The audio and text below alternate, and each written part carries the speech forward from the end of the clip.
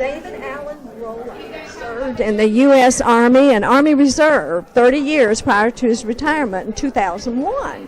Now that's the son? Okay.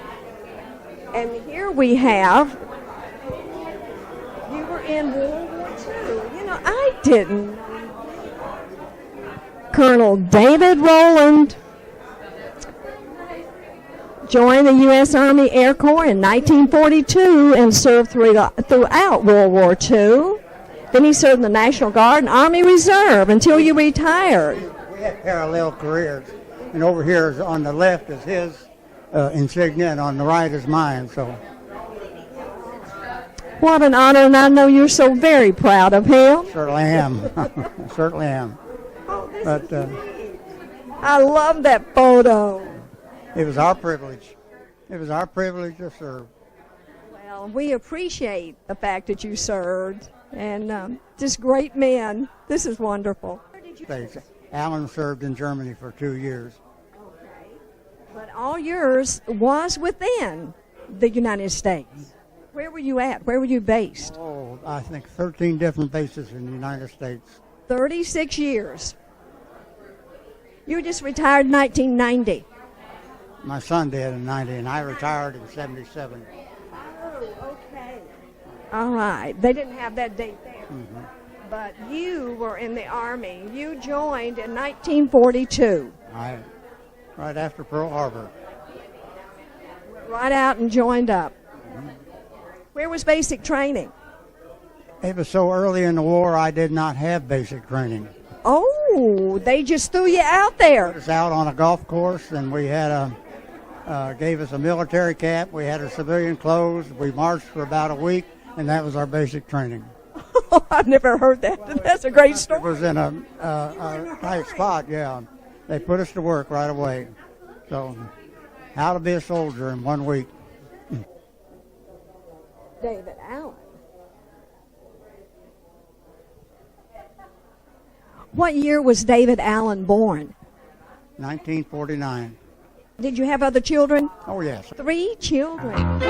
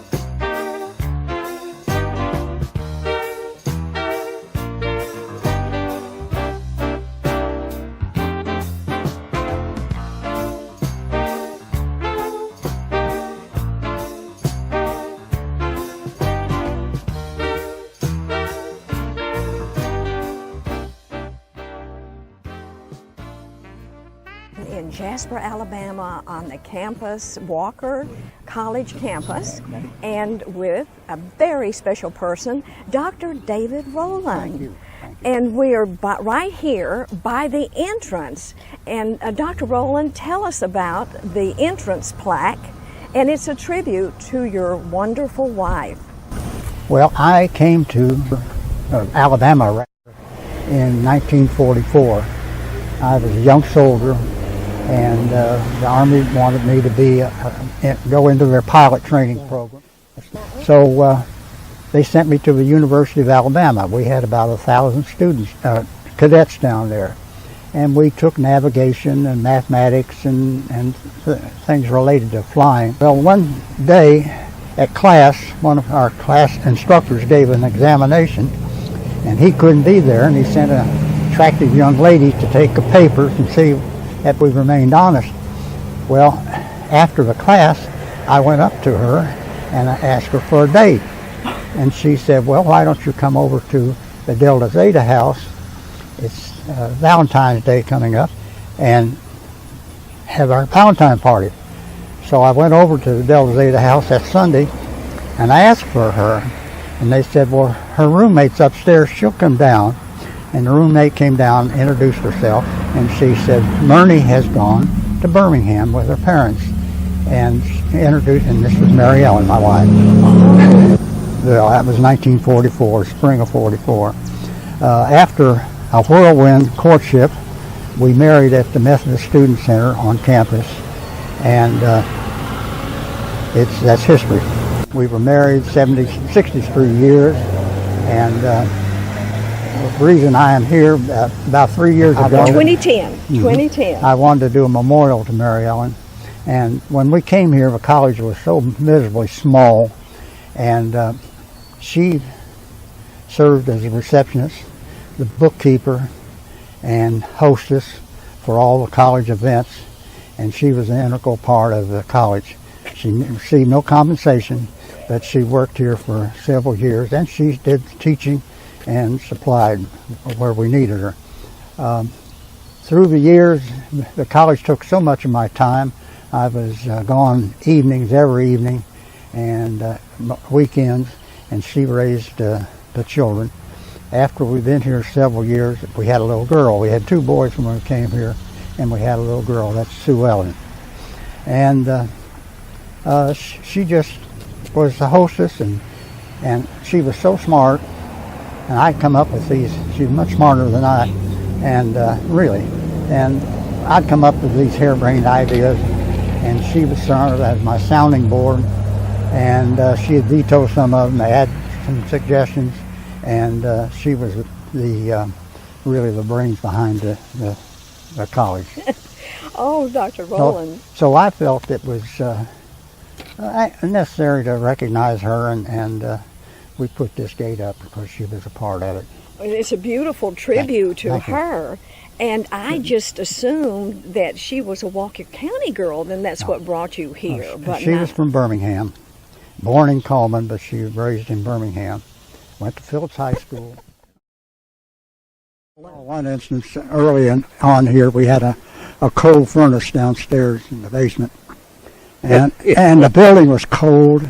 And one of the when we came here, Walker County had the lowest ratio of college graduates, one of the highest ratio numbers in literacy in the state. And this is why Dr. Walker was interested in college, because he felt education was the solution.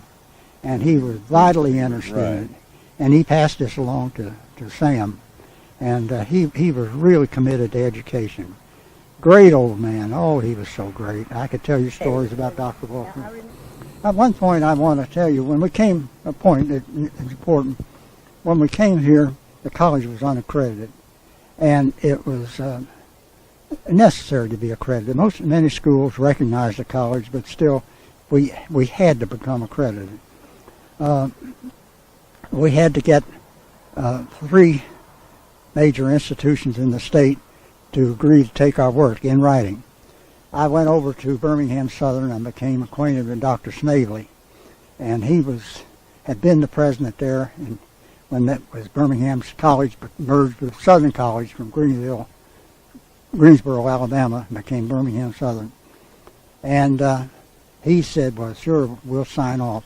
Went over to Howard College, which is now Sanford, and Dean P.P. Burns was the dean. I remember, and that's where I went when I left here. Well, you know what I'm talking about. Yes, sir. He gave you a good reception, and he signed off. He said, I've never had a problem with a student.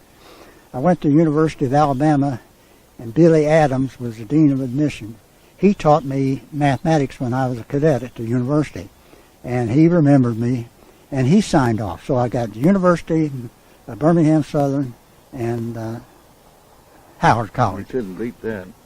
But through my original contact, Dr. Snavely became interested. Dr. Snavely left Birmingham Southern, became president of one of the bigger eastern schools, and then he became president of the American Association of Colleges as a full-time employee. Well, he retired there and came to Birmingham as an interim. He became my mentor. And he told me, he said, David, why I'm interested in this school is when I came to Birmingham Southern, we had 200 students. And we had 2 buildings. And he said, you know what Birmingham Southern is now. The Surgeon General of the United States graduated from there. They had just a great list of grads. And he took me to meet Erskine Ramsey, Thomas Martin, all the old industrial leaders in Birmingham. And he took me in their office, introduced me, and set the groundwork for Alabama Power. Since that time, was a constant supporter of the college. And Dr. Snavely was really good to me, and I appreciate him. So we used him, and we set up, got the faculty together, and I said, I do not want to make a purchase, whether it's a library book, a bit of laboratory equipment, hire a person, they had to have the academic degrees. Everything had to point toward accreditation. Well, in 1959, after 3 years, we came fully accredited. And an old friend, Dr. Larry Tiggle, was the registrar at the university at that time, and he had done a scholarly research for a PhD about the student history at the university. He found that Walker College had the largest number of transferees into the University of Alabama, including Tuscaloosa City High School and Livingston, Southern, Sanford, and all the others. We hitched our wagon to the University Star, and we used their textbooks, we used their calendars, we used their faculty as advisors, and we just had a nice marriage there. So that's the way it went. Wonderful accomplishment. To go into the ground, never stop. It may seem that it was social at the time, but it was. No. Dr. Rowland, that was a crowning achievement. We were accredited, and we started the nursing school over here, which is one of the gems. And in conjunction with the nursing school, we put the early childhood program, where young women who were divorced or abandoned or something could go to school and park the youngster there. And many young, well, they're middle-aged nurses now, were able to. Oh, that school is turning out nurses hand over Yeah. fist now. It's amazing when you go to a hospital and say, where did you take your training? I took it at Bevel. Yeah. We sure did. And we had a great graduation rate. Had to take the state examination with the four-year colleges, and our students surpassed the four-year college on the examination level. Each year they publish the 95%, 70%, or whatever it might be. The little gazebo gets to be from the Jasper Square up to Walker College. Jasper tried to ignore its past, wanted to get rid of some of these old buildings. And Herman Maddox was the mayor, Yeah. and he wanted to keep it, and he just didn't want to destroy it. So anyway, I went to Herman and said, we'll take it on the campus. So he brought it up here, and we made the foundation, and it's been the source of weddings. And David, I know you are very proud of this parking lot. It is huge. Tell us about how this came about. let me, before we talk about the parking lot, give you a reference point. When the college ceased to operate as Walker College, and it came under the UAB, we had to have an endowment. And in other words, you cannot charge students what it costs to have an education. You have to have a money buffer. And we had to add about $5 million. Well, the old Board of Trustees did not want to turn that over to the state of Alabama. So they formed a separate organization called the Walker College Foundation, not Devil State, Walker College. And we invested the money, and we support the college, though. But we put a roof on one of the buildings, we put auditorium seats in the auditorium. We've given houses to the college that we own. And we contribute about 150 scholarships every year to students. We do that every year, 150 to 200. And that still, after all that, new roof for the building, new seats, and we have about $8 million now. So it's grown. All right, they built this new building over here, but they made no arrangement for parking. This is the open ditch out here. So we got a cooperative effort. Dr. Gerald Scherer, who is a retired dentist, he helped engineer it. We got the city of Jasper to support us in some way.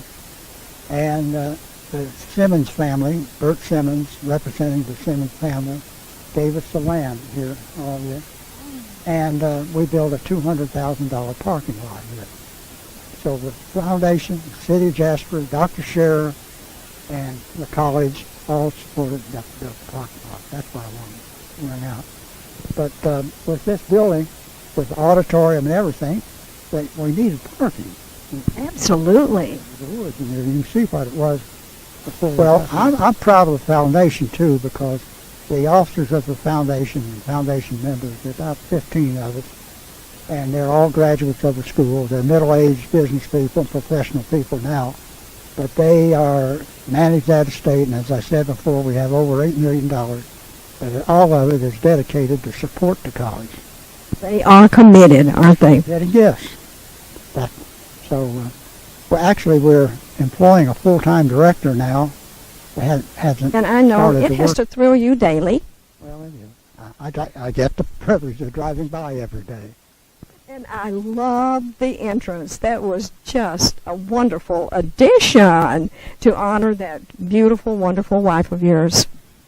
Well, she stayed in the background, but she was instrumental in just about everything I did. What a I was glad wonderful, enough to listen to her. what a wonderful helpmate you had in this world.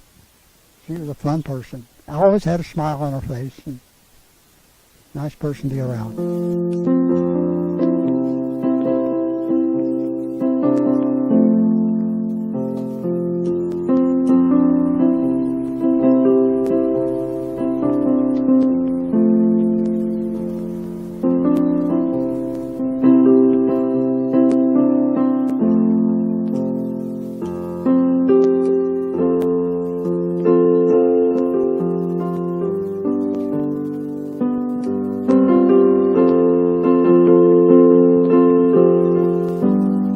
Dr. David Rowland, what a legacy you have left on this campus, and here we're at the building named in your honor. Tell us about this I building. truly am honored. This building was built in 1986, I believe, and around the 50th anniversary of the college. And we had the administrative offices here, and has an auditorium, theater, seats around 800 or so. And Community. get inside, it's a beautiful building, it really is. The community uses this too. Oh, sure. It's been a wonderful addition to not only the college, but to the town of Jasper. We wanted to keep the Georgian style architecture. It's southern and it's timeless. Many times when they build buildings that are contemporary, a few years from now they're ugly. So these type buildings, there's a continuity in the design, and they're timeless. They'll be as handsome 10 years from now, 20 years from now as they are now. Oh, you're absolutely right. And the library, Irma Dill Nicholson. Yeah, Dr. Nicholson was a surgeon in Jasper, and his father was a banker.